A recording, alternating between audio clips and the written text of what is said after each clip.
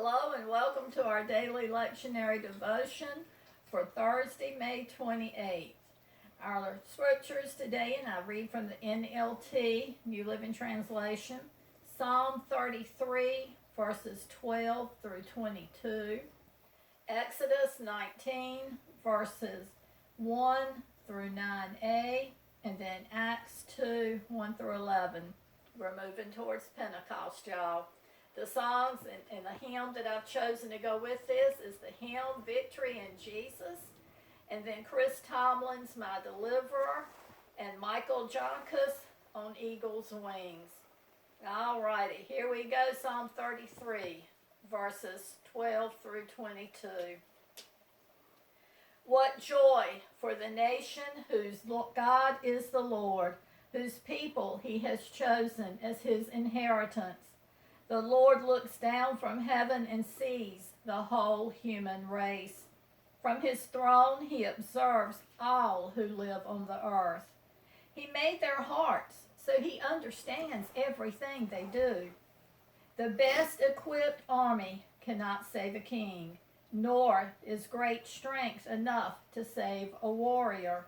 Don't count on your war horse to give you victory, for all its strength it cannot save you. But the Lord watches over those who fear him, those who rely on his unfailing love.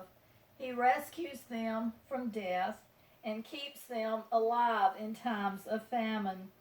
We put our hope in the Lord. He is our help and our shield. In him our hearts rejoice, for we trust in his holy name. Let your unfailing love surround us, Lord, for our hope is in you alone. And there's a couple of notes I want to share with you from the Life Application Bible. The image of a war horse represents military strength. Because God rules and overrules every nation, leaders should never put their trust in their physical power. Military might is not the basis for our hope. Our hope is in God and his gracious offer to save us if we will trust in him.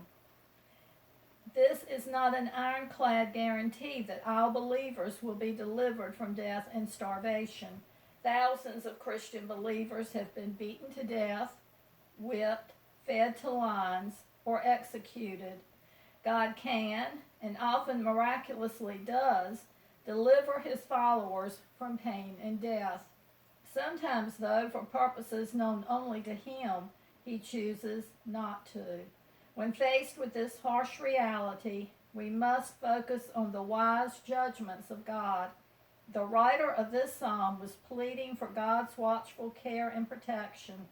In times of crisis, we can place our hope in God. These words surely speak to us today in this time of our whole world, not just our nation, but our whole world dealing with this pandemic. And we move to Exodus 19, verses 1 through 9a. Exactly 2 months after the Israelites left Egypt, they arrived in the wilderness of Sinai. After breaking camp at Rephidim, they came to the wilderness of Sinai and set up camp there at the base of Mount Sinai. Then Moses climbed the mountain to appear before God. The Lord called to him from the mountain and said, "Give these instructions to the family of Jacob.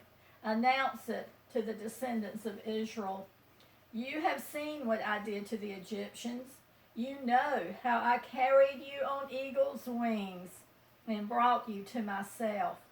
Now, if you will obey me and keep my covenant, you will be my own special treasure from among all the peoples on earth, for all the earth belongs to me. And you will be my kingdom of priests, my holy nation. This is the message you must give to the people of Israel." So Moses returned from the mountain and called together the elders of the people and told them everything the Lord had commanded him. And all the people responded together, "We will do everything the Lord has commanded." So Moses brought the people's answer back to the Lord. Then the Lord said to Moses, I will come to you in a thick cloud, Moses, so the people themselves can hear me when I speak with you. Then they will always trust you. There is a note with verse 5 I want to share with you. Why did God choose Israel as his nation? God was honoring his promise to Abraham. God knew that no nation on earth was good enough to deserve to be called his people, his special treasure. He chose Israel not because of anything the people had done, but because of his love and mercy, and in spite of the wrong the nation had done and would do. Why did he want to have a special nation on earth? To represent his way of life, to teach his word, and to be an agent of salvation to the world. All the nations of the earth would be blessed through Abraham's descendants. Gentiles and kings would come to the Lord through Israel, predicted Isaiah. Through the nation of Israel, the Messiah, God's chosen son, would be born. God chose one nation and put it through a rigorous training program so that one day it could be a channel for his blessings to the whole world. Isn't that a beautiful way to look at this passage? And we turn now to Exodus 2, 1 through 11. And again, we're heading toward Pentecost, and in this passage, it is here. On the day of Pentecost, all the believers were meeting together in one place. Suddenly, there was a sound from heaven like the roaring of a mighty windstorm, and it filled the house they were sitting. Then, what looked like flames or tongues of fire appeared and settled on each of them. And everyone present was filled with the Holy Spirit and began speaking in other languages as the Holy Spirit gave them this ability. At the time, there were devout Jews from every nation living in Jerusalem.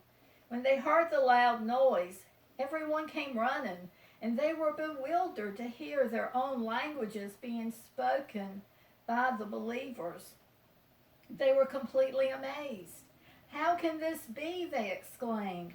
These people are all from Galilee, and yet we hear them speaking in our own native languages. Here we are, Parthians, Medes, Elamites, people from Mesopotamia, Judea, Cappadocia, Pontus, the province of Asia, Phrygia, Pamphylia, Egypt, and the areas of Libya around Cyrene, visitors from Rome, both Jews and converts to Judaism, Cretans and Arabs, and we hear all these people speaking in our own languages about the wonderful things God has done. Isn't that totally amazing? And again, I'd like to share this one note. Jesus does not limit his kingdom to any race or group of people. He offers salvation to all people without regard to nationality. Visitors in Jerusalem were surprised to hear the apostles and other believers speaking in languages other than their own. But they need not have been. God does all kinds of miracles to spread the good news, using many languages, as he calls all kinds of people to become his followers, no matter what your race, color, sex, nationality, or language. God speaks to you. What do you need him to say to you? And in what area of your life would you like to hear his voice? Are you listening? Things to think on and ponder, pray about, and go in peace to love and serve the Lord. Amen.